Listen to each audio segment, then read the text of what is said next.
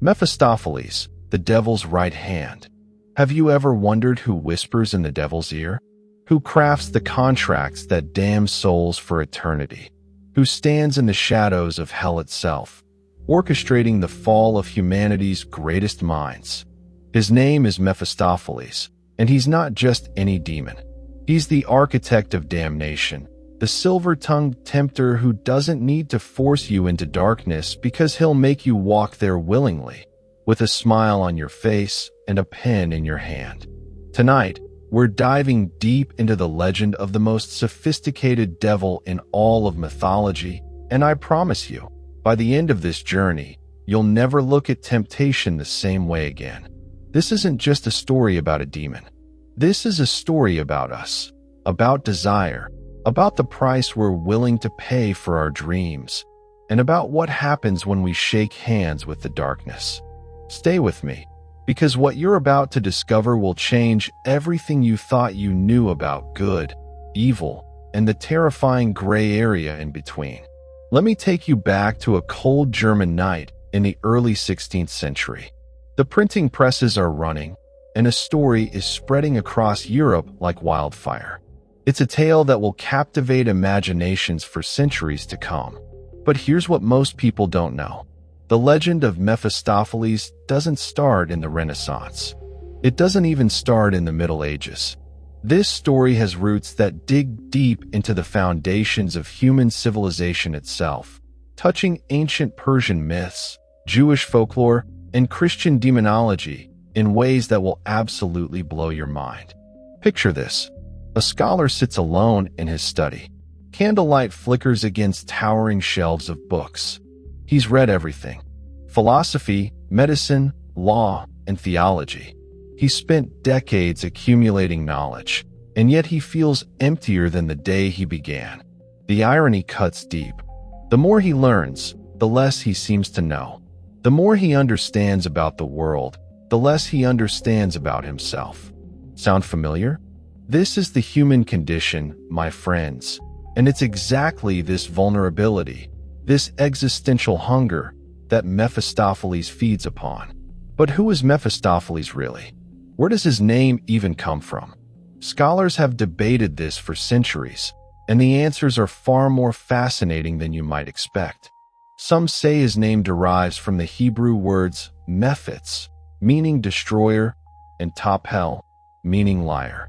The destroyer of truth, the architect of deception. Others trace it to Greek origins, me meaning not, phos meaning light, and philes meaning loving. He who does not love the light. Already, we can see the complexity of this figure. He's not just evil for evil's sake.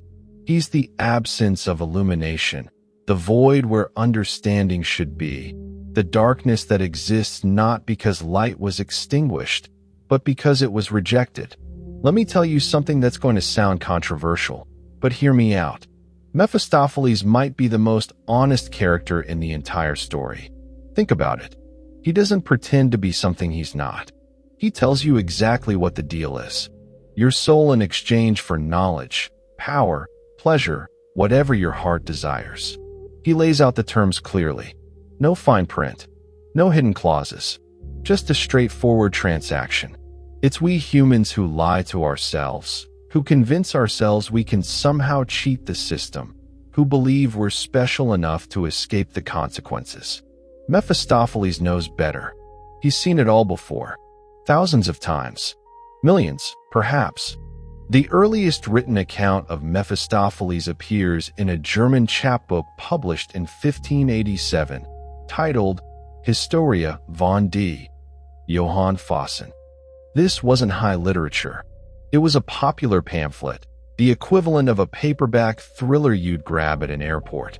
But within its pages was a story so powerful, so deeply resonant with human psychology, that it would inspire countless adaptations. Christopher Marlowe would write his Dr. Faustus just a few years later. Goethe would spend nearly 60 years crafting his masterpiece, Faust. Composers, painters, filmmakers, they'd all take their turn exploring this dark bargain. But here's what keeps me up at night. Why?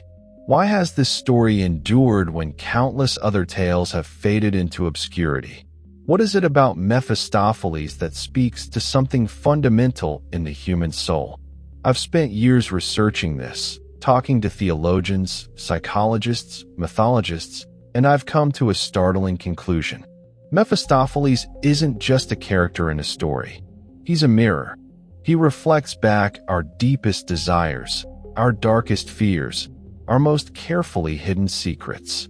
He's the voice in your head at 3 a.m, the one that asks, what if you could have everything you ever wanted? What would you be willing to sacrifice? Let's dig deeper into the medieval origins of this legend, because understanding where Mephistopheles comes from is crucial to understanding what he represents. Medieval Europe was a world balanced on a knife's edge between faith and doubt, between the divine and the demonic. The Catholic Church held enormous power, but it was also a time of incredible intellectual ferment. Universities were being founded. Ancient texts were being rediscovered and translated. People were starting to ask dangerous questions. Enter the historical figure who may have inspired the Faust legend. George Faust, or Johannes Faustus, was a real person who lived in Germany during the late 15th and early 16th centuries. Contemporary accounts describe him as a conjurer, an astrologer, and a scoundrel who claimed to possess magical powers. He apparently bragged about his abilities, antagonized church authorities, and lived a life that scandalized the pious citizens of his time.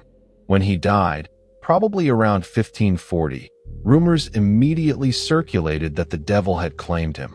His death was reportedly violent and mysterious, his body found in a horrible state, which people interpreted as evidence of demonic intervention. But here's where it gets really interesting. The real George Faust was probably just a con artist, a clever charlatan who understood how to exploit people's beliefs and fears. Yet within a generation of his death, he had been transformed into something far more significant. He became a symbol, a cautionary tale, a mythological figure who embodied the dangers of intellectual pride and ungodly ambition. And standing beside him in this transformation was Mephistopheles, who in many ways is a far more compelling character than Faust himself. Think about the genius of creating Mephistopheles as a character. He's not Satan. That's crucial. Satan is the adversary, the rebel angel, the cosmic force of evil. Satan is too big, too abstract, too removed from human experience. Mephistopheles, on the other hand, is intimate. He's personal. He's the devil who comes to your door, sits in your study, drinks your wine, and has a conversation with you like an old friend. He's sophisticated, cultured, witty. He understands human nature better than we understand ourselves. He's not trying to destroy creation. He's just doing his job, collecting souls, one contract at a time. In Goethe's version, which is arguably the most influential interpretation, Mephistopheles is even more complex. He describes himself as part of that power which eternally wills evil and eternally works good. Think about that paradox. He's a demon who admits that his actions, meant to corrupt and destroy, somehow contribute to the divine plan. He's a necessary evil, a cosmic antagonist whose very opposition creates the friction that drives human progress. Without Mephistopheles, without temptation, without the possibility of choosing wrongly, how can there be any real choice at all? How can virtue have any meaning if there's no alternative? This is getting into some deep philosophical territory, and I love it, because this is where the legend transcends simple morality tales and becomes something profound. Mephistopheles forces us to confront uncomfortable questions about free will, about the nature of good and evil, about what it means to be human. Are we defined by our desires or by our ability to resist them? Is temptation itself evil, or is it simply a test, a necessary part of spiritual development? Let me paint you a picture of a typical encounter with Mephistopheles. drawing from various sources and interpretations. You're alone. That's important. He rarely appears to groups. His work is intimate, personal, and tailored to the individual. You've reached a point of crisis, a moment of deep dissatisfaction or desperate need. Maybe you're like Faust, brilliant but unfulfilled. Maybe you're facing ruin, disease, loss. Maybe you simply want something so badly that nothing else matters anymore. There's a knock at the door, or perhaps no knock at all. He's simply there, as if he'd always been there, as if the room had contained him all along and you just hadn't noticed. His appearance varies depending on the telling, but certain elements remain constant. He's well-dressed, impeccably so. Nothing about him screams demon. No horns, no tail, no sulfurous smell. If anything, he's charming, handsome even. His voice is smooth, educated, and refined. He speaks to you as an equal, perhaps even as an inferior, addressing a superior. There's flattery in his tone, but subtle, sophisticated flattery that doesn't feel manipulative even though that's exactly what it is. He knows why he's there. More importantly, he knows why you've called him, even if you don't remember calling, even if you swear you never would. But hadn't you, in your darkest moment, whispered into the void? Hadn't you said, "I'd give anything"? Those words have power. They're an invitation. They're a prayer, but not to the God you think you worship. The conversation that follows is a masterpiece of psychological manipulation. But here's the thing that makes Mephistopheles so different from a common con artist. He doesn't lie. He doesn't have to. The truth, properly presented, is far more effective than any falsehood. He'll tell you exactly what he's offering. Knowledge, power, pleasure, youth, love, whatever you desire most, that's what's on the table. And the cost? Your soul, your eternal soul. After death, you belong to him, to hell, to damnation. Now, here's where human psychology gets fascinating. You'd think that would be the end of the negotiation, right? Eternal damnation? Thanks, but no thanks. Except it's not. Because Mephistopheles understands something fundamental about human nature. We're really bad at thinking long-term. We're even worse at taking abstract threats seriously. Death feels far away. The afterlife, even more abstract. But the thing you want, that's real. That's immediate. That's tangible. He doesn't pressure you. That's another key element. He's patient. He might even discourage you, warn you about the seriousness of the contract. This isn't reverse psychology, though it functions that way. It's confidence. He knows that if you've reached the point where you're having this conversation, you're already halfway to signing. The desire is already there. He didn't create it. He's just offering to fulfill it. In Christopher Marlowe's Dr. Faustus, written in the late 1500s, we get one of the earliest and most powerful dramatic representations of Mephistopheles. Marlowe's version is fascinating because it presents the demon as almost bureaucratic. He's a servant of Lucifer, bound to certain rules, limited in certain ways. When Faustus asks if hell is really as terrible as Scripture claims, Mephistopheles gives one of the most chilling responses in all of literature. Why? This is hell, nor am I out of it. Think'st thou that I, who saw the face of God and tasted the eternal joys of heaven, am not tormented with 10,000 hells and being deprived of everlasting bliss? Stop and think about that for a moment. Mephistopheles is already in hell, not the physical place of fire and brimstone, but the psychological state of being eternally separated from divine grace. He carries hell with him wherever he goes. And yet, despite this torment, despite knowing exactly what awaits Faustus, he proceeds with the contract. Why? Because he's a demon? Because it's his nature? Or because misery truly does love company? Because the damned seek to expand their kingdom? Because if he must suffer, then at least he won't suffer alone? This adds a tragic dimension to Mephistopheles that many people miss. He's not just evil. He's broken. He's a fallen creature who once knew perfection and now exists in perpetual loss. Some interpretations even suggest a degree of jealousy. Humans have something Mephistopheles lost: the capacity for redemption, the possibility of grace. A human can sin 1,000 times and still, theoretically, find salvation. But a fallen angel? That door is closed, locked, sealed forever. Does that make Mephistopheles sympathetic? I'm not sure sympathy is the right word, but it makes him complex. It makes him interesting. It makes him more than just a villain.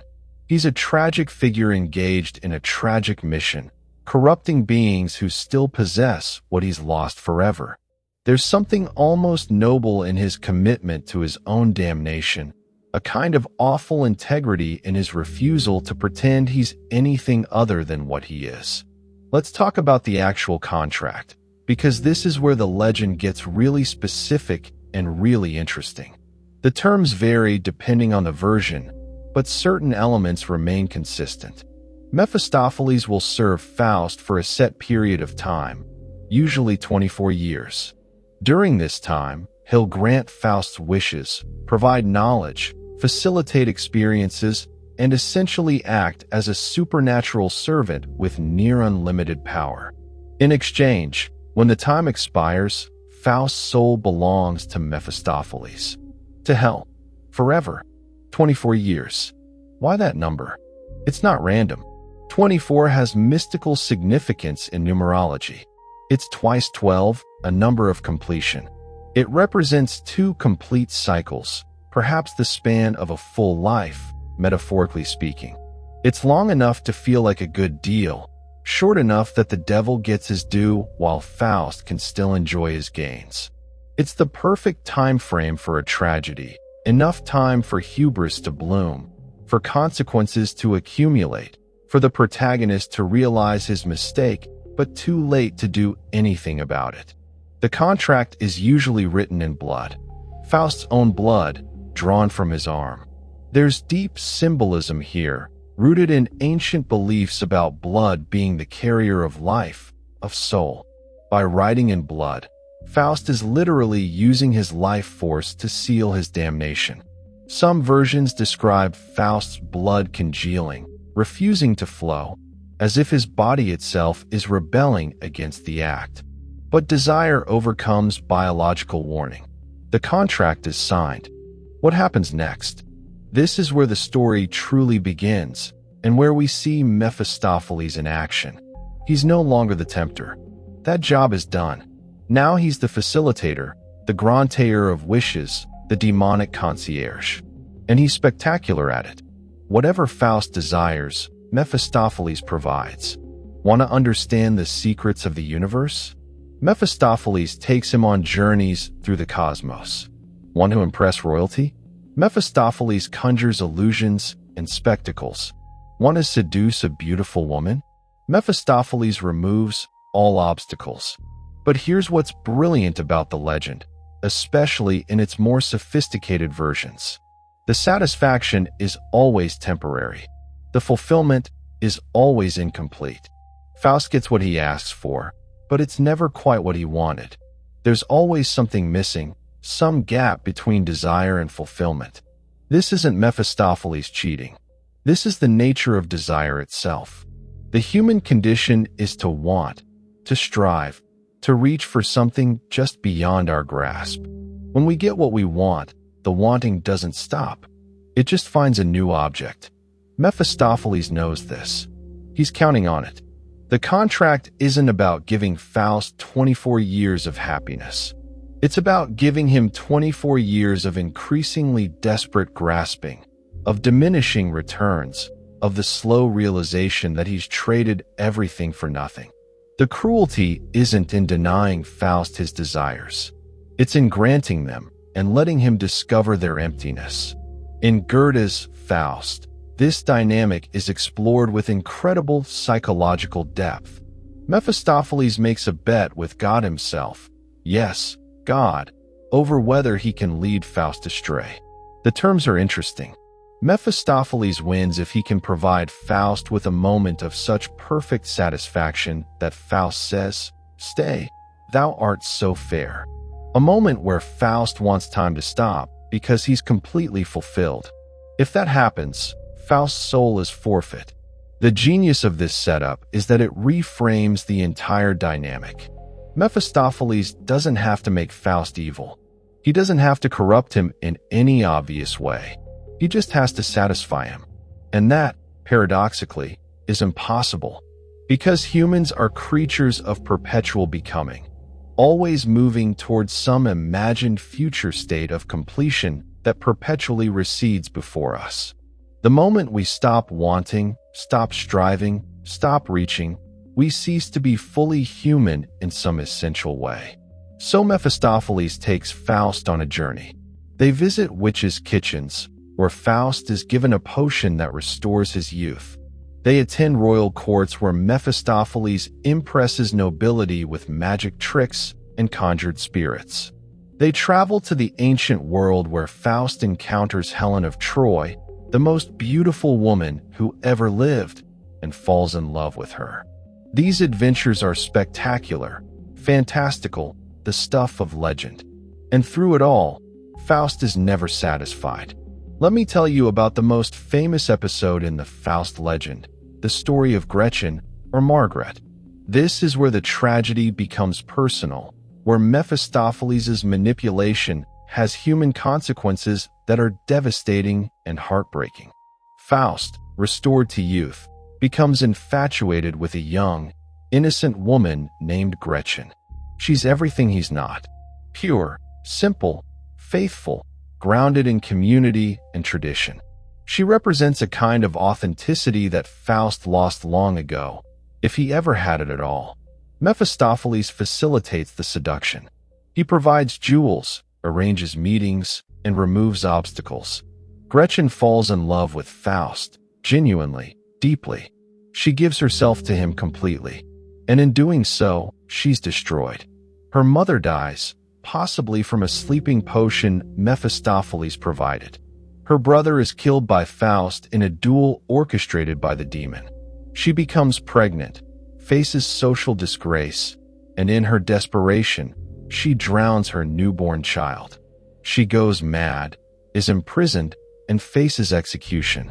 This is Mephistopheles at his most evil, not because he's directly violent, but because he creates the conditions for tragedy. He understands cause and effect, the ripples that spread from each action. He knows that gratifying Faust's desire will destroy an innocent woman, and he doesn't care. Or perhaps he does care, and that's exactly why he does it. Perhaps her destruction is the point, the proof that Faust's bargain has consequences far beyond himself. The scene in the prison, where Faust and Mephistopheles come to rescue Gretchen, is one of the most powerful in all of literature.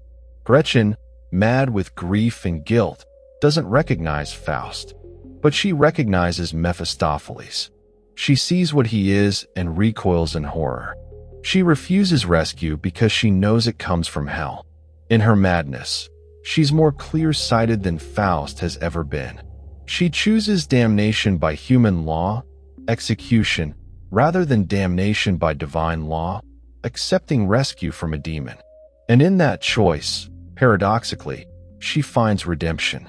The last words the audience hears about her are, "She is saved," a voice from heaven itself declaring that her suffering and repentance have earned her salvation. Meanwhile, Faust continues with Mephistopheles, continues his quest for satisfaction, continues his journey toward the inevitable end.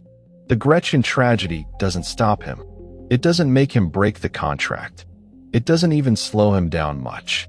This is perhaps the most damning thing about Faust, and by extension, about humanity. We're capable of causing tremendous suffering and then just moving on, justifying it, compartmentalizing it, finding new distractions to fill the void.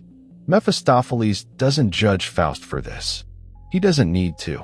He simply continues his service, continues providing experiences and fulfillments, continues the countdown to the moment when the bill comes due.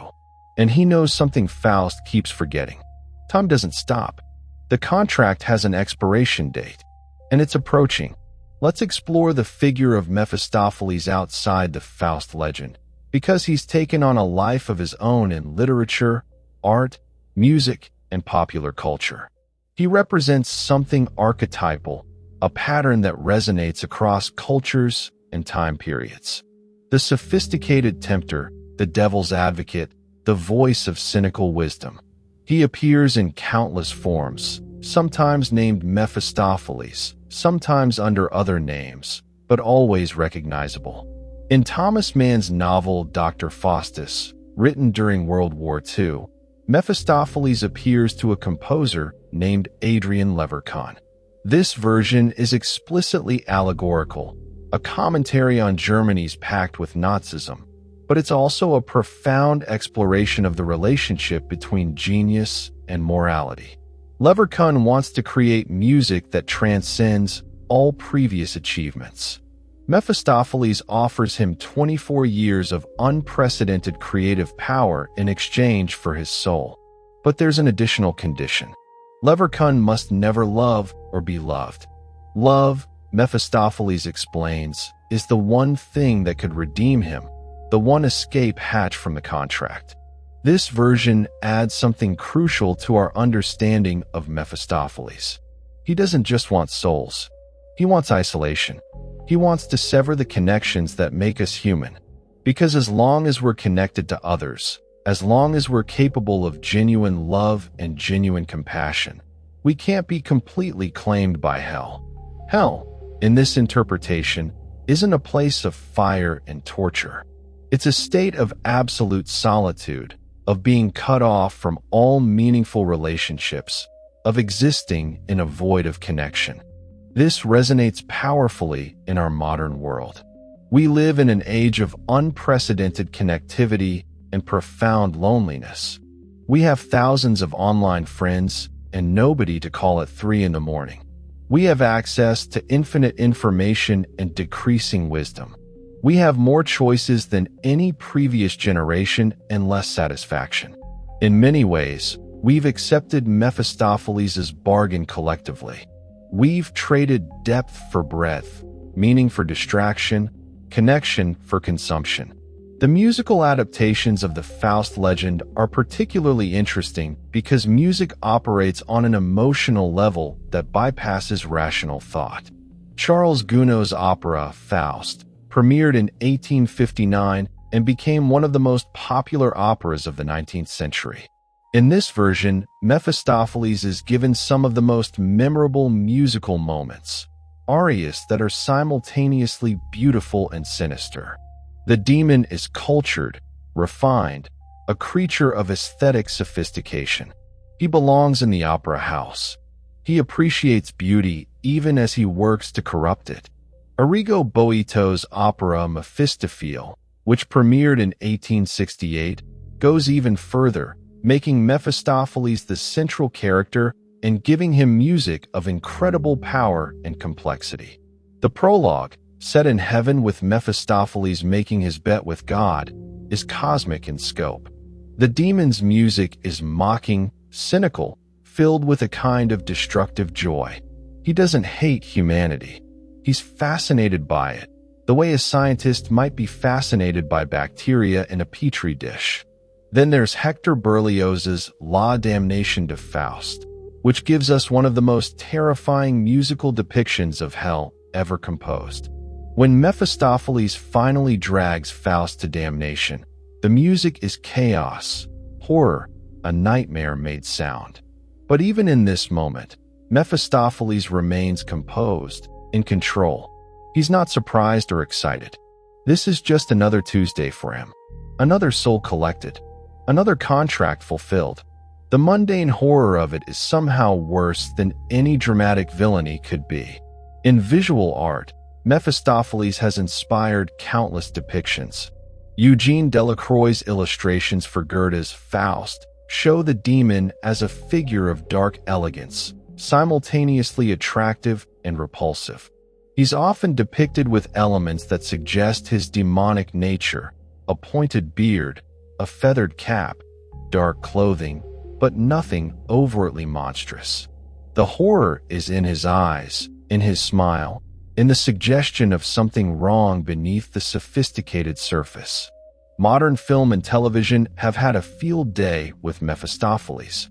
He appears in countless adaptations of the Faust story, and the character archetype shows up in works that never mention Faust at all.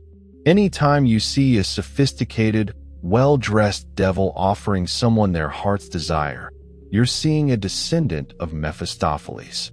The devil in The Devil's Advocate, played by Al Pacino, is pure Mephistopheles, right down to the legal profession, the ultimate contract writers. The devil in Reaper is Mephistopheles as a middle manager, collecting souls for corporate hell. Even in works that aren't explicitly about deals with the devil, you can see Mephistopheles' influence. Any tempter figure who uses sophistication rather than force, who appeals to desire rather than fear, who makes sin look attractive and rationality feel like weakness, that's Mephistopheles' DNA. He's the archetype of the sophisticated corrupter, and once you start looking for him, you see him everywhere. But let's return to the core legend and talk about the end, because every deal with Mephistopheles has an ending, and it's never pretty. In most versions of the Faust story, the final night approaches with mounting dread. Faust knows what's coming.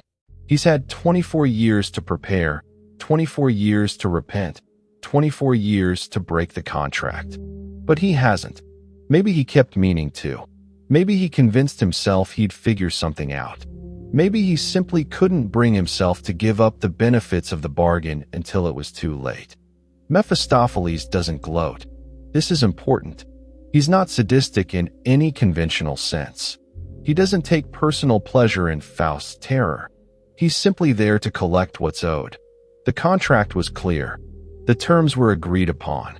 Time's up. This clinical attitude is almost more disturbing than if he were actively cruel. It suggests that this isn't personal, isn't emotional. It's just business. Faust is a transaction, not a person.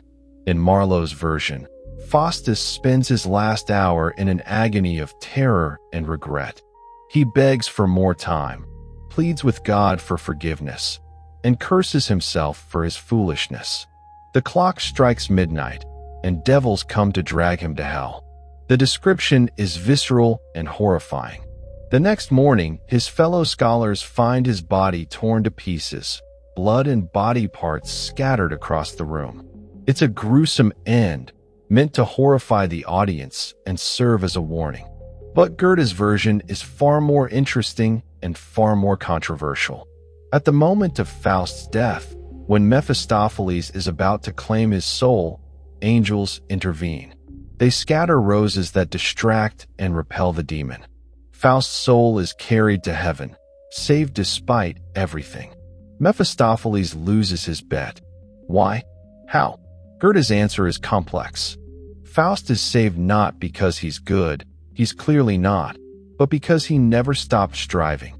He never said, "Stay, thou art so fair." He never achieved that moment of complete satisfaction. His very dissatisfaction, his perpetual reaching for something beyond himself, even if misguided, even if destructive, contained within it a spark of the divine.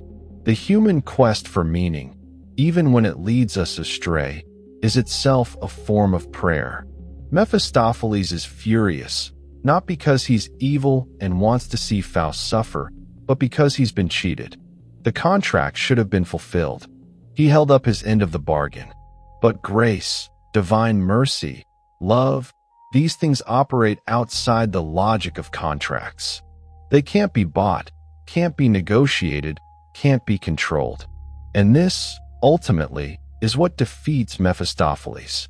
Not power, not goodness, not even repentance, but something that transcends all of those. Grace. This ending transforms the entire story. It suggests that Mephistopheles, for all his intelligence and sophistication, doesn't truly understand what he's dealing with. He understands desire, understands weakness, and understands human psychology. But he doesn't understand love. He can't. He's cut off from it, has been since the moment of his fall. And that's his fatal flaw, his one blind spot. In a universe where love is the fundamental force, a being incapable of love will always, eventually, lose. But does he? That's the question that haunts me. Yes, in Goethe's version, Faust is saved. But how many souls has Mephistopheles collected? How many contracts has he fulfilled? How many people has he led to damnation? Faust is one soul in millions. If Mephistopheles loses one bet out of 1,000,000, is that really a defeat? Or is it just acceptable losses in a much larger campaign? This brings us to the question of what Mephistopheles represents on a deeper, psychological, and spiritual level. Carl Jung, the great psychologist, would likely interpret Mephistopheles as a shadow figure, the dark aspects of the psyche that we repress and deny. He's everything Faust claims not to be, everything Faust has pushed down in his quest for knowledge and respectability. The cynic, the hedonist, the amoral pragmatist, these are parts of Faust's own personality, externalized and given form. From this perspective, the contract with Mephistopheles is really Faust making a deal with himself, agreeing to acknowledge and express the desires he's been suppressing. The tragedy isn't that an external demon corrupts him. It's that he was always capable of corruption, always contained this potential. Mephistopheles is just the permission, the excuse, the rationalization that allows Faust to do what part of him always wanted to do. This psychological reading doesn't diminish the power of the legend. If anything, it makes it more relevant. We all have our inner Mephistopheles, that voice that asks, why not? Who will know? What's the harm? The voice that provides justifications for our worst impulses, that makes sin seem reasonable, that offers shortcuts around our principles. The question isn't whether we hear that voice. We all do. The question is what we do when we hear it. From a theological perspective, Mephistopheles represents the doctrine of temptation taken to its logical extreme. In Christian theology, Satan is the tempter, but temptation itself isn't the same as sin. Having a bad thought isn't the same as acting on it. Being tempted isn't the same as yielding. Mephistopheles collapses this distinction. He doesn't just tempt. He facilitates. He takes the desire and makes it real, removing the gap between wanting and having. This is why the story is ultimately about free will. Faust chooses. Nobody forces him to sign the contract. Mephistopheles doesn't trick him or deceive him about the terms. The choice is freely made, and that's what makes it damnable. If Faust were forced or deceived, there'd be grounds for mercy. But he knew exactly what he was doing. He wanted what he wanted more than he wanted his soul. How does this apply to us? We don't have demons appearing in our studies offering contracts. Or do we? Think about the choices we make every day. The compromises, the rationalizations, the small betrayals of our principles. We trade our health for convenience, our relationships for career advancement, our integrity for social approval. We make these trades consciously, knowing on some level what we're giving up. And we tell ourselves it's worth it, that the benefits outweigh the costs, that we can always change later. Mephistopheles would recognize these bargains instantly. They're his specialty. The difference is only of scale and formality. We may not sign in blood, but we sign. Oh, how we sign. Let me tell you about one of the most fascinating historical interpretations of Mephistopheles. During the Enlightenment, some thinkers actually tried to rehabilitate him. They saw him not as evil, but as a symbol of reason, of skepticism, of the questioning spirit that challenges dogma. From this perspective, Mephistopheles is the one who encourages Faust to think for himself, to question authority, to pursue knowledge despite religious prohibitions. He's a Promethean figure, bringing fire to humanity even though the gods forbid it. This reading is seductive, and intentionally so. It's exactly the kind of rationalization Mephistopheles himself would offer. I'm not evil. I'm a liberator. I free people from superstition and fear. I encourage them to reach their full potential. And there's a grain of truth in it. The pursuit of knowledge, the questioning of authority, these aren't evil things. But when they become absolute, when they acknowledge no limits, no moral constraints, no consequences beyond the immediate, they become dangerous. Rationality without wisdom becomes mere cleverness. Intelligence without compassion becomes cruelty. This is the tightrope that Western civilization has been walking since the Renaissance. How do we honor the questioning spirit, the scientific method, the pursuit of knowledge, without falling into the abyss of moral relativism? How do we reject superstition without rejecting all transcendent meaning? Mephistopheles stands at that crossroads, offering what looks like enlightenment but is actually something darker. Let's talk about the language Mephistopheles uses, because this is one of the most fascinating aspects of the character.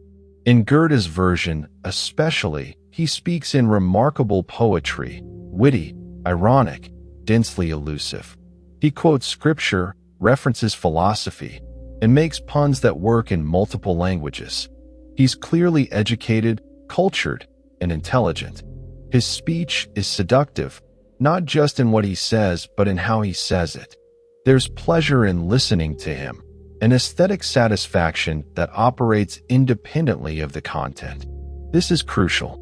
Evil, if it announced itself as evil, would be easy to resist. It's the fact that evil can be beautiful, intelligent, sophisticated, funny even, that makes it dangerous.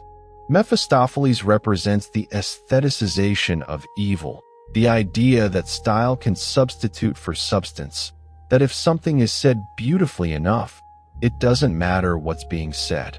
We see this in our own world constantly.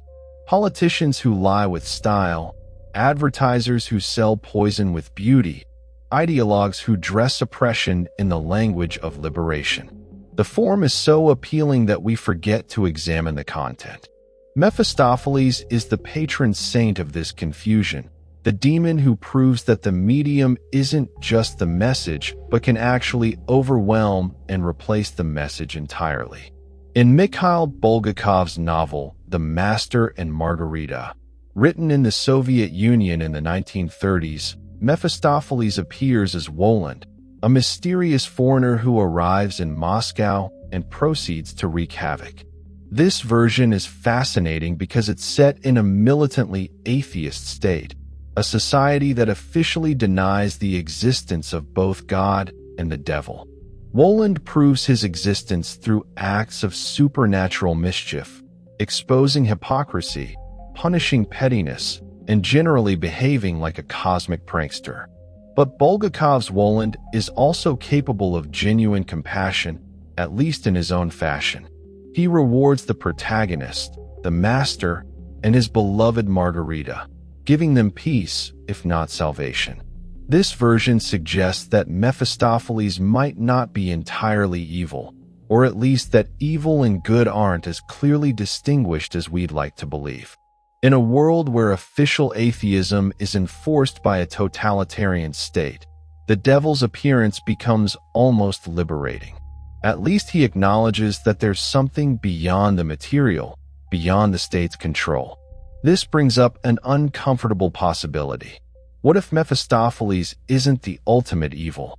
What if he's just one point on a spectrum? What if there are worse things than devils who at least acknowledge the existence of souls? A society that denies the reality of anything beyond the material, that reduces humans to economic units or political subjects, might be more truly demonic than any figure in medieval literature. Now, I want to address something that might seem contradictory. Throughout this exploration, I've talked about Mephistopheles as if he's a consistent character, a single entity. But the truth is, he's different in almost every version. Marlowe's Mephistopheles is different from Goethe's, who's different from Mann's, who's different from Bulgakov's. So which one is the real Mephistopheles? The answer is that they all are. Mephistopheles is a mythological figure, and mythology doesn't have the kind of consistency that history demands. Each version reflects the concerns, fears, and questions of its own time. Marlowe's Mephistopheles reflects Elizabethan anxieties about damnation and salvation. Goethe's reflects Enlightenment questions about progress and perfectibility. Mann's reflects the horror of the 20th century, the possibility that genius and barbarism aren't opposites, but twins. Each age gets the Mephistopheles it deserves. What would a 21st century Mephistopheles look like? I think he'd be less obviously demonic than his predecessors. He might be a tech entrepreneur, offering solutions that make life easier while slowly eroding privacy and autonomy. He might be an influencer, selling lifestyle choices that look like freedom but are actually forms of consumption and conformity. He might be an algorithm, learning our desires and feeding them back to us in an endless loop of gratification and dissatisfaction. The modern Mephistopheles doesn't need to offer magical powers because we have technology. He doesn't need to promise knowledge because we have search engines. He doesn't need to facilitate pleasure because we have endless entertainment on demand. The bargain is already made. We've already signed the contract. We just did it in terms of service agreements nobody reads, in privacy policies we accept without thinking, in the 1,000 small surrenders that constitute modern life. And the cost? Maybe not our immortal souls, at least not in any literal sense, but our attention, our agency, our capacity for genuine connection, our ability to tolerate boredom or solitude or any state that isn't mediated by a screen. We're selling these things, and we're getting immediate gratification in return. The question is whether, 24 years or 24 minutes from now, we'll think it was worth it. Let's examine one of the most chilling aspects of the Mephistopheles legend, the fact that in many versions, Faust has opportunities to escape the contract but doesn't take them. In Marlowe's version, a good angel repeatedly appears, urging Faustus to repent. God's mercy is infinite, the angel reminds him. Even at this late hour, even after everything, repentance would be accepted. But Faustus doesn't repent. Why not? Mephistopheles offers an explanation at one point. Despair. Once Faustus has sinned so deeply, he can't believe forgiveness is possible. The sin isn't so much the original contract as the refusal to seek mercy afterward. Pride, perhaps, the inability to admit he was wrong, to humble himself, to acknowledge his need for grace. Or maybe simply inertia, the psychological difficulty of changing course once a path has been chosen. This is tragically realistic. How often do we stay in situations we know are bad for us because changing would require admitting we made a mistake? How often do we continue down destructive paths because turning back would mean acknowledging the waste of everything we've already invested? The sunk cost fallacy isn't just an economic principle. It's a spiritual trap, and Mephistopheles knows it intimately. There's also a perverse comfort in damnation, if you're certain of it. If you're definitely going to hell, if that's settled, then you might as well enjoy the benefits of the contract. Why repent? Why deny yourself? You're damned anyway. This logic is seductive and completely wrong, but once you accept its premise, it's hard to escape. Mephistopheles encourages this kind of thinking. He doesn't have to. The human mind is perfectly capable of generating its own despair, but he's happy to reinforce it. I want to spend some time on a theme that runs through many Mephistopheles stories, but is rarely discussed explicitly. Boredom. Mephistopheles is bored. He's been doing this for millennia, the same tricks, the same temptations, the same patterns playing out again and again. Humans think they're unique, that their desires are special, but from his perspective, we're all variations on a theme. Every Faust is essentially the same. The details change, but the arc remains consistent. This cosmic boredom makes Mephistopheles even more disturbing. He's not passionate about evil. He's not consumed by hatred. He's just going through the motions, fulfilling his role, collecting souls with the enthusiasm of a clerk filing paperwork. The banality of evil, Hannah Arendt called it in a different context. Evil as routine, as job, as something you do not do because you enjoy it, but because it's what you do. Goethe captures this brilliantly. His Mephistopheles is witty, yes, clever, yes, but there's an underlying tone of weariness. He's seen it all. Nothing surprises him. He knows how the story ends before it begins. And yet he continues, not out of any grand passion, but simply because he continues. What else would he do? He's defined by his role. Without it, he'd be nothing. This existential dimension to Mephistopheles is deeply modern.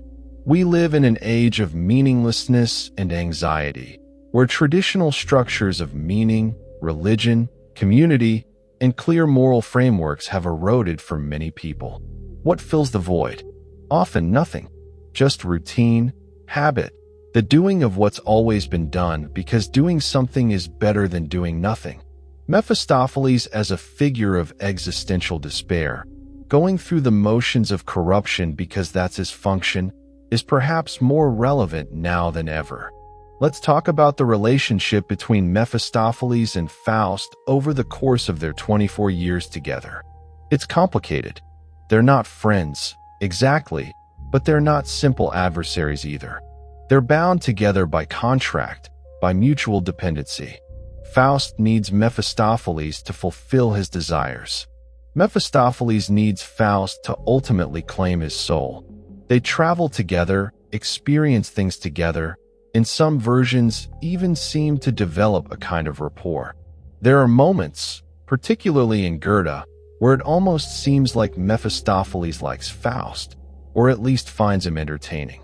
He enjoys the challenge, perhaps the game of trying to satisfy the insatiable. There's intellectual respect, two sharp minds engaging with each other. In these moments, the relationship takes on aspects of mentorship, with Mephistopheles as the cynical teacher and Faust as the ambitious student. But underneath this, always, is the knowledge of how it ends. Mephistopheles knows. Faust tries to forget but can't entirely. This creates a strange dynamic, like two people in a relationship where one knows it's doomed, but the other pretends otherwise.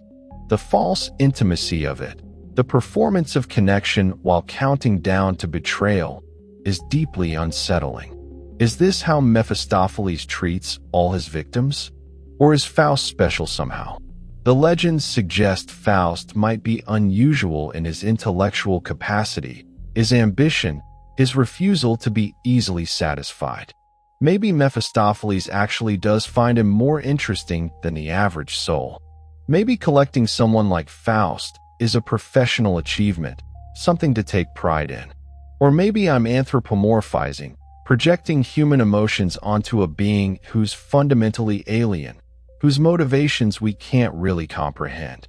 Let's explore the magical aspects of the Mephistopheles legend, because this is part of what makes the story so enduring. The things Mephistopheles can do, the powers he demonstrates, are spectacular. He can fly through the air, become invisible, conjure spirits of the dead, create illusions so perfect they're indistinguishable from reality, manipulate time and space, grant youth, beauty, wealth, anything the material world can offer. But there are limits. This is important. Mephistopheles is powerful but not omnipotent. He cannot force someone to sin. He cannot compel love. He cannot truly create, only manipulate what already exists. He cannot grant salvation. He cannot go where he's not invited. These limitations are built into the mythology and reveal something crucial. For all his power, Mephistopheles is fundamentally a creature of deficiency, of absence, of negation. He can destroy but not truly build. He can corrupt but not redeem. The magic he offers Faust is impressive but ultimately hollow. In one famous episode, Faust and Mephistopheles visit a tavern where Mephistopheles conjures wine flowing from a table. Later, he makes it seem like everyone is riding barrels like horses. It's impressive, entertaining even. But it's just a trick, an illusion. Nothing real was created. No one was truly enriched. It's magic as entertainment, as distraction, not as a genuine transformation. This speaks to a deeper truth about temptation. What Mephistopheles offers looks substantial, but is actually empty. The pleasures are real, but fleeting. The knowledge is genuine, but leads nowhere. The power is actual, but achieves nothing lasting. There's a hollowness at the core of everything he provides, because he himself is hollow. He offers fulfillment from a place of absolute emptiness. Compare this to the miracles in religious traditions. When Jesus feeds the multitude with loaves and fish, people are genuinely nourished. When he heals the sick, they're actually healed, not just given the illusion of health.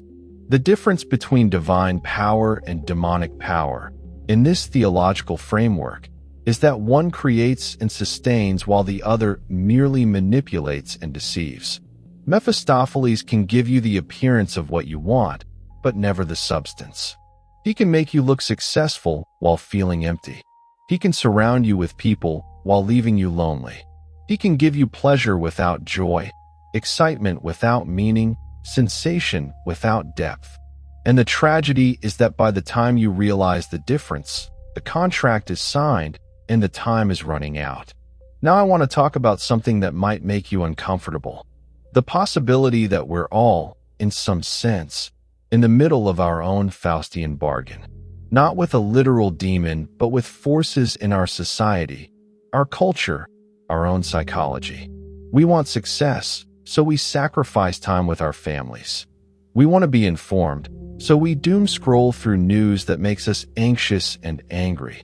We want connection, so we participate in social media that makes us feel more isolated. We want convenience, so we surrender our privacy. We want to fit in, so we suppress our authentic selves. These aren't dramatic, obvious evil choices. They're small, reasonable compromises. That's how Mephistopheles works. He doesn't ask for everything at once. He asks for a small thing, then another small thing, then another. Before you know it, you've given away everything that mattered, one reasonable decision at a time. The contract wasn't one big choice, but 1,000 little ones. And here's the worst part. We often can't see it while it's happening. Faust, in the middle of his 24 years, probably thought he was winning. He had power, pleasure, experience, and everything he wanted. It's only at the end, when the bill comes due, that the true cost becomes clear. We might be the same. We might be 20 years into a 24-year contract and not even know it. This isn't meant to be pessimistic. Well, maybe it is a little, but it's also meant to be honest. The Mephistopheles legend endures because it names something true about human experience. We are temptable. We do trade long-term good for short-term gratification. We do make bargains we later regret. Recognizing this isn't a weakness. It's wisdom. The first step to avoiding Mephistopheles' traps is acknowledging they exist and that we're vulnerable to them. Let me tell you about one of the most powerful modern adaptations of the Mephistopheles story. Stephen Vincent Benet's short story, The Devil and Daniel Webster, published in 1936, transplants the legend to 19th century New Hampshire. A farmer named Jabez Stone sells his soul to the devil, here called Mr. Scratch, in exchange for prosperity. When the time comes to collect, Stone hires the famous orator Daniel Webster to argue his case. What makes this version brilliant is the trial scene. Webster argues that Stone should be released from his contract because he's an American citizen, and Americans don't recognize the devil's jurisdiction. Mr. Scratch summons a jury of the damned, 12 of the worst figures in American history, traitors and pirates and murderers. How can Webster possibly win over such a jury? He does it by appealing to their humanity. Yes, they were terrible people. Yes, They made awful choices. But they were people. They knew the difference between right and wrong, even when they chose wrong. And if they could recognize that difference, then they could recognize that Jabez Stone deserves better than they got. It's a remarkable piece of rhetoric, and in the story, it works. Stone is freed. This version of the Mephistopheles story suggests something hopeful. That even the damned retain some spark of conscience. That even in hell, there's a memory of heaven. That the contract can be broken, not through power or trickery, but through appeal to our better nature. The part of us that knows what's right even when we do what's wrong. But is this realistic? Or is it wish fulfillment? A comforting fantasy that lets us believe we can escape the consequences of our choices? Mephistopheles would argue the latter. He'd say that Webster's victory is impossible, that the damned are damned precisely because they've lost that spark, that once the contract is signed, there's no escape. I don't know who's right. I want to believe Webster. I want to believe that redemption is always possible, that no choice is truly final, that grace can intervene even at the last moment. But Mephistopheles makes a compelling case, too. At some point, consequences are real. At some point, you become what you've chosen to be. The question is where that point is, and whether we've already passed it. Let's examine the sexual dimension of the Mephistopheles legend, because it's there even though it's often overlooked. In many versions, one of the first things Mephistopheles does is restore Faust's youth and potency. The old scholar becomes young again, able to seduce women, experience physical pleasure, and reclaim the desires of his youth. This is presented as one of the primary temptations, a major benefit of the contract. The Gretchen episode is explicitly about sexual desire and its consequences. Faust wants her. Mephistopheles makes it possible. The result is tragedy. But beyond this specific story, there's a broader theme. Sexuality as temptation, as a force that can lead us astray from reason and morality. This is a very medieval, Christian view of sex as something inherently dangerous, needing to be controlled and channeled. Mephistopheles embodies this danger. He's often depicted as charismatic, attractive in a dark way. He represents the allure of the forbidden, the excitement of transgression. In some versions, there are hints of homoerotic tension between Faust and Mephistopheles, a kind of seduction that goes beyond the contractual relationship. The demon is offering himself in some sense, not just his services. Modern interpretations have explored this more explicitly. In some versions, Mephistopheles is gender fluid, able to take male or female form, representing desire itself rather than any specific object of desire. This makes him even more universally tempting. Whatever you want, whatever form attraction takes for you, he can embody it. But there's something else here, too. Sexuality in the Faust legend is always complicated by power dynamics.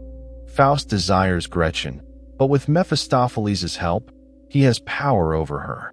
She's seduced, but also destroyed. The pleasure is real, but so is the harm. This raises uncomfortable questions about desire itself. Is it possible to want someone without, in some sense, wanting to possess them, to have power over them? Mephistopheles would argue no, and he might be right. The legend also touches on the relationship between creativity and sexuality.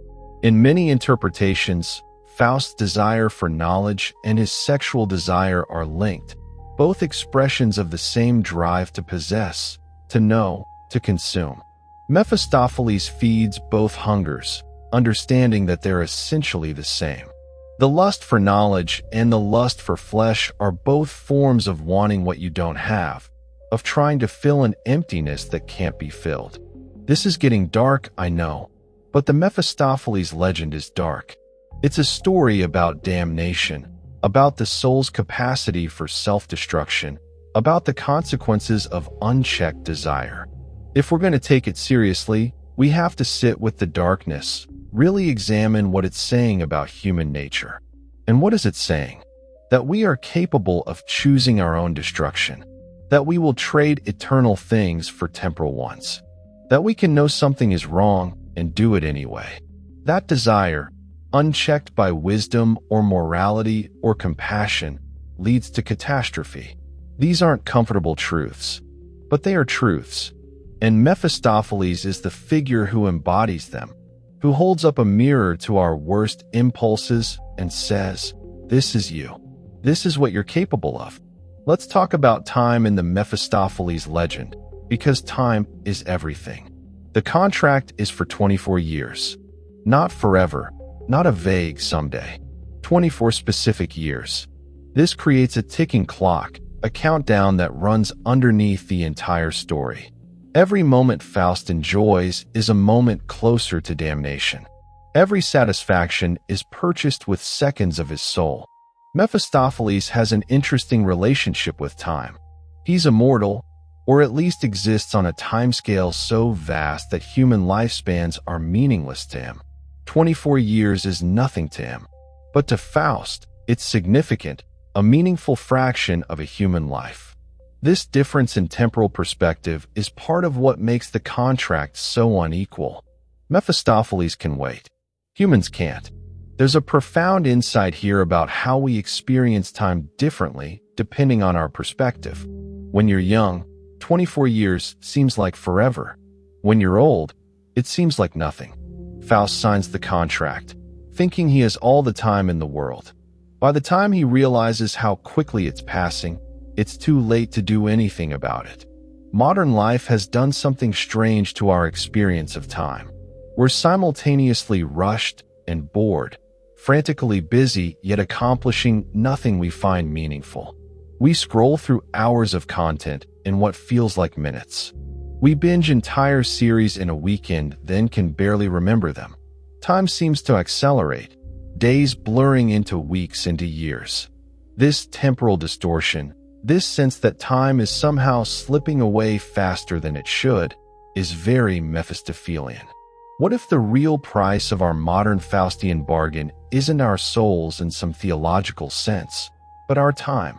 We trade our irreplaceable hours for conveniences that save time, creating a paradox. Every time-saving device somehow results in us having less free time. Every efficiency improvement makes us busier. We're like Faust, granted supernatural powers, but never satisfied, never at rest, always reaching for the next thing until suddenly we're out of time. Mephistopheles understands something about human psychology that we often forget. We discount the future. A benefit today feels more valuable than a benefit tomorrow, even if the tomorrow benefit is objectively larger. A cost in the future feels less real than a cost today. So a 24-year contract feels like a great deal when you sign it. All this power and pleasure now, and you don't pay until later? Sign me up. It's only later that the future becomes the present and the bill comes due, that you realize what you've done. This isn't unique to pacts with demons. It's how credit cards work, how student loans work, how environmental destruction works. We get the benefits now, we'll deal with the consequences later. Mephistopheles is just making explicit what we do all the time. He's honest about the terms in a way that most temptations aren't. I want to address a theological question that's central to the Mephistopheles legend but rarely discussed directly. Why does God allow this? If God is all-powerful and all-good, why does he permit demons like Mephistopheles to tempt and corrupt humanity? Why not just stop it? The traditional Christian answer involves free will. For humans to be truly free, truly capable of choosing good, we must also be capable of choosing evil. Temptation is the test that makes that choice meaningful. Without Mephistopheles, without the possibility of damnation, salvation would be meaningless. We'd be automatons, not moral agents. Goethe's version explicitly frames it this way. God and Mephistopheles have a wager, similar to the framing story in the book of Job. God is confident that Faust, despite all temptations, will ultimately choose rightly. Mephistopheles thinks he can corrupt him. God allows the test because he believes in Faust's essential nature. Even when Faust makes terrible choices, even when he causes harm, God maintains that the striving itself, the refusal to be satisfied with easy answers, is valuable. This is a more optimistic view than Marlowe's despairing vision.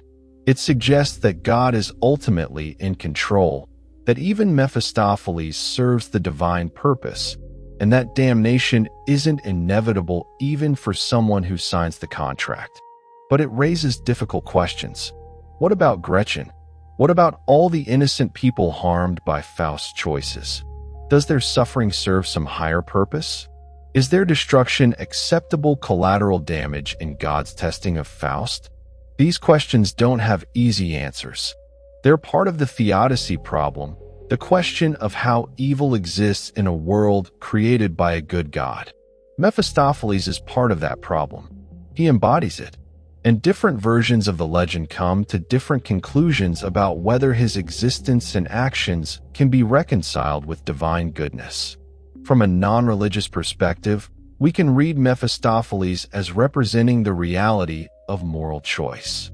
We live in a universe where actions have consequences, where we're free to make choices, but not free to avoid the results of those choices.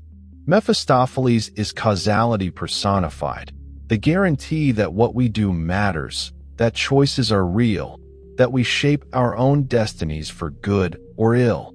Let's talk about the moment of signing the contract, because this is where everything pivots. In most versions, there's a moment where Faust hesitates. The pen is in his hand. The contract is before him. He understands the terms. And he pauses. In that pause, everything is possible. He could put down the pen. He could walk away. He could choose differently. What makes him sign? Different versions emphasize different motivations. Desire, pride, curiosity, desperation. But underlying all of them is a fundamental choice to value something temporal more than something eternal, to prioritize his wants over his soul. It's the original sin repeated, Eve choosing the apple, humanity choosing self over God. But here's what interests me. In that moment of hesitation, what is Mephistopheles doing? In most versions, he's silent. He doesn't pressure. He doesn't argue. He simply waits. Because he knows that the temptation has already done its work. The desire is already there. Faust will sign because he wants to sign. The hesitation is just the last whisper of conscience before it's silenced. This is psychologically acute. The most effective temptations don't need to be pushed. They just need to be presented. If you have to talk someone into something, they'll likely regret it and resist next time. But if they talk themselves into it, if they make the choice feel like it was their idea, they're committed. Mephistopheles is a master of this technique. In our own lives, how often do we experience this moment? A pause before a choice we know is wrong, but want to make anyway. The hesitation before sending that email, making that purchase, telling that lie, betraying that trust. In that pause, we have agency. We could choose differently. And yet, so often, we don't. We sign the contract, metaphorically speaking. We make the choice we knew we'd make from the beginning. Is this determinism? Are we just acting out scripts written by our desires? Or is there genuine choice in that moment? Mephistopheles would probably argue that the choice is real, but the outcome is inevitable given who we are. Our character is our destiny. If you're the kind of person who would consider signing a contract with the devil, you're the kind of person who will sign it. The deliberation is theater. I'm not sure I agree with him. I think the pause matters. I think the hesitation is where our humanity lives, in that gap between desire and action, where we still have the capacity to choose otherwise. Maybe we don't exercise that capacity as often as we should. Maybe the pull of temptation is usually stronger than the voice of conscience. But the possibility is there. And that possibility, however often unrealized, is what makes us more than just animals following instinct or machines executing programs. Now let's examine one of the most haunting aspects of the legend. What happens to Mephistopheles after he collects Faust's soul? In most versions, he simply disappears, mission accomplished, on to the next victim. But doesn't he feel anything? Satisfaction? Triumph? Or is it just another day at the office, another transaction completed? I think the answer reveals something crucial about the nature of evil as the legend conceives it. Mephistopheles doesn't grow or change. He doesn't learn. He doesn't develop. He's static, fixed in his nature. He was corrupted in the distant past, and he's been corrupting others ever since, but nothing about this brings him closer to anything. He's not progressing towards some goal. He's just repeating the same pattern eternally. This is hell, really. Not fire and torture, though those may be present, but stasis. The inability to change, to grow, to become something other than what you are. Mephistopheles is trapped in his role as surely as any soul in damnation. He's free to move about, free to act, but not free to be different. And that's a kind of prison more terrible than any physical confinement. Compare this to Faust, who even in his worst moments is changing, experiencing, becoming. He's learning even from his mistakes. He's accumulating wisdom even as he's accumulating damnation. His journey is tragic, but it's a journey. Mephistopheles' existence is just repetition. An eternity of making the same deal, collecting the same souls, never arriving anywhere because there's nowhere to arrive. This suggests something about evil that's different from how we usually think about it. We imagine evil as powerful, dynamic, exciting, even. But the legend suggests that evil is actually boring. It's the good that's interesting, that's creative, that leads somewhere. Evil is just destruction, negation, the same story over and over. Mephistopheles has all this power, all this knowledge, and what does he do with it? The same thing he always does. Corrupt and collect. It's almost pathetic when you think about it. Does he know this? Is he aware of how empty his existence is? There are hints in some versions that he is. Lines where he expresses weariness, bitterness, a kind of cosmic ennui. He can't stop doing what he does, but that doesn't mean he enjoys it. He's just fulfilling his nature, acting out his role in a cosmic drama where he's been cast as the villain. This makes him almost sympathetic. Almost, but not quite. However trapped he may be, however empty his existence, he's still actively choosing to drag others into his condition. He's still corrupting, still destroying. Whatever tragedy there is in his own damnation doesn't excuse what he does to others. Let me bring this back to something practical, something we can apply to our own lives.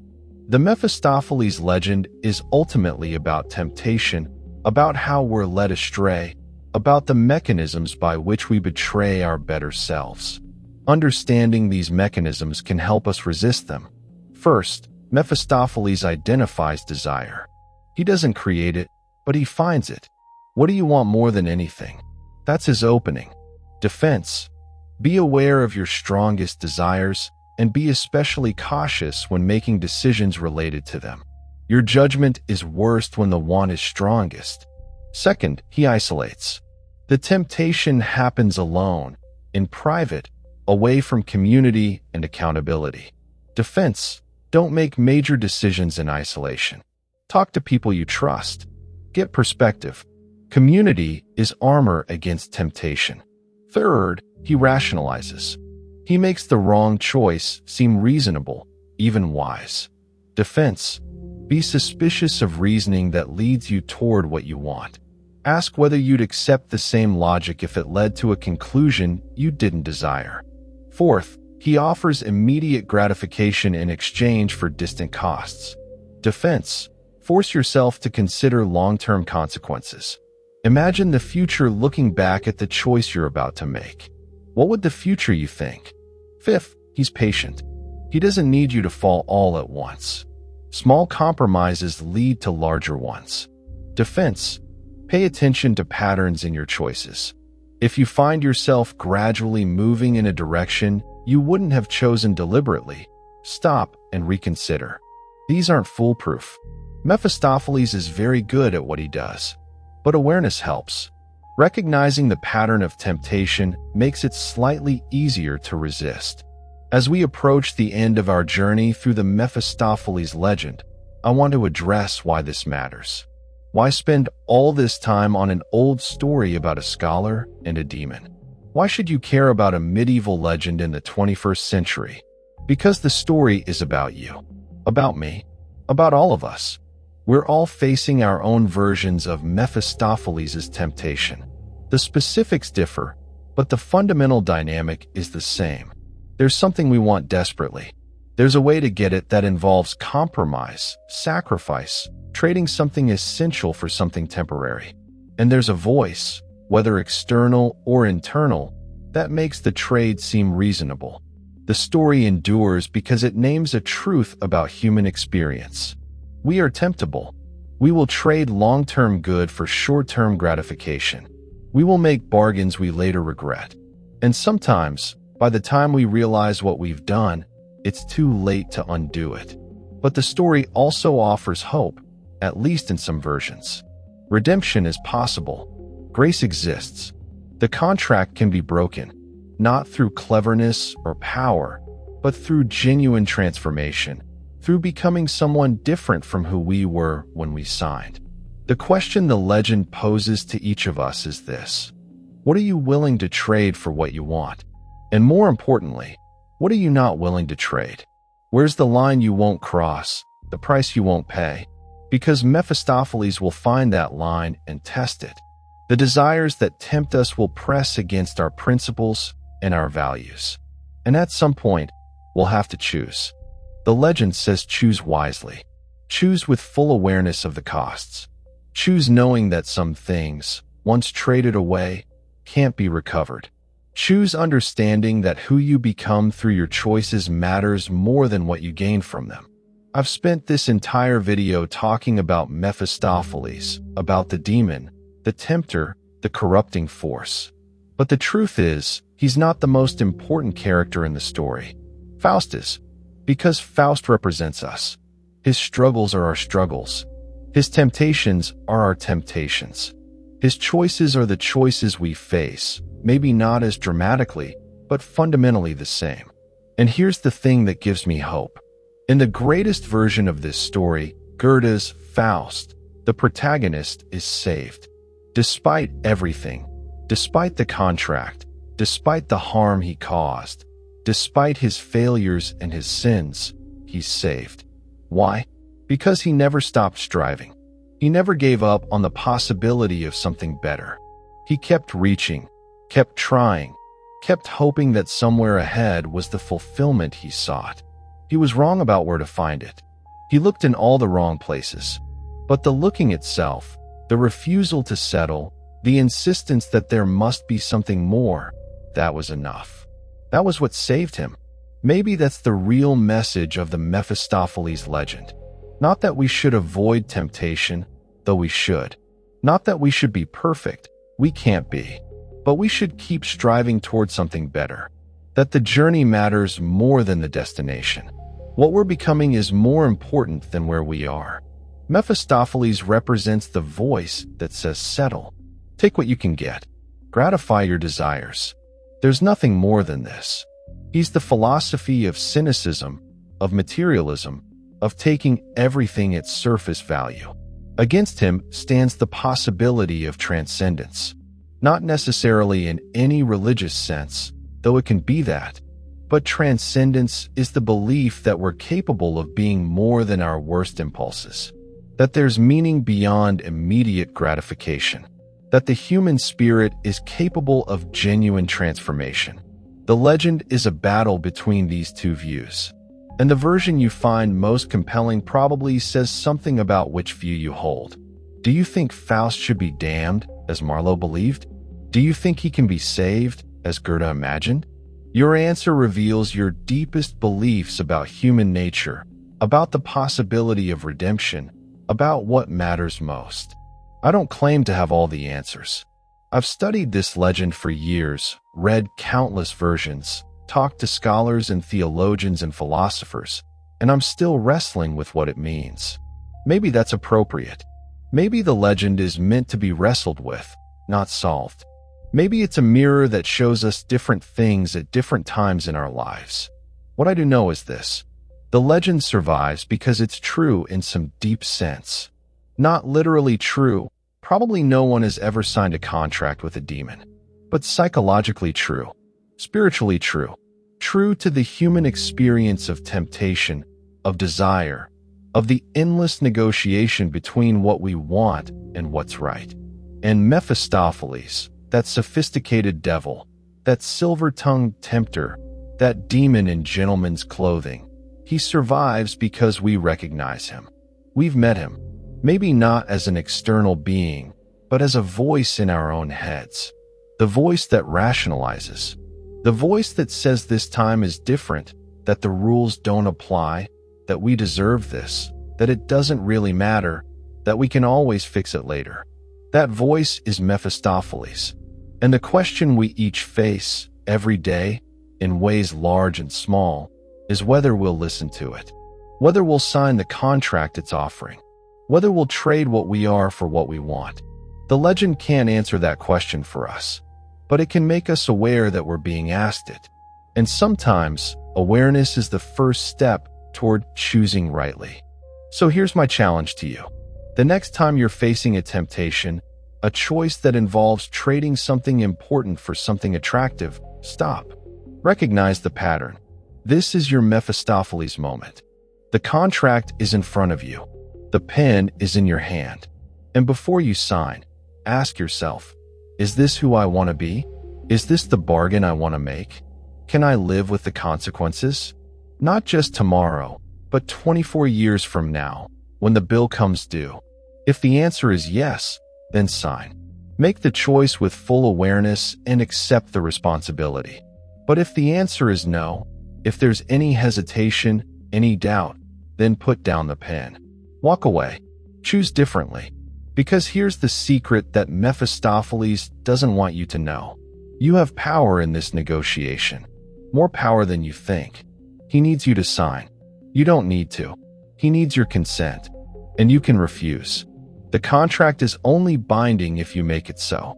The temptation only wins if you let it. And every moment, every day, you have the opportunity to choose something different, to become someone different, to write a different story than the one Mephistopheles has planned for you. That's the real magic. Not demon magic, not supernatural power, but human magic. The ability to choose. The capacity to change. The possibility of redemption. Mephistopheles is powerful, but you are free. And in the end, freedom is more powerful than any demon's magic. Thank you for taking this journey with me into the darkness. Thank you for exploring this legend, for sitting with uncomfortable questions, for wrestling with what it means. I hope this has given you something to think about. I hope it's made you more aware of the Mephistopheles moments in your own life. And I hope, when those moments come, you'll choose wisely.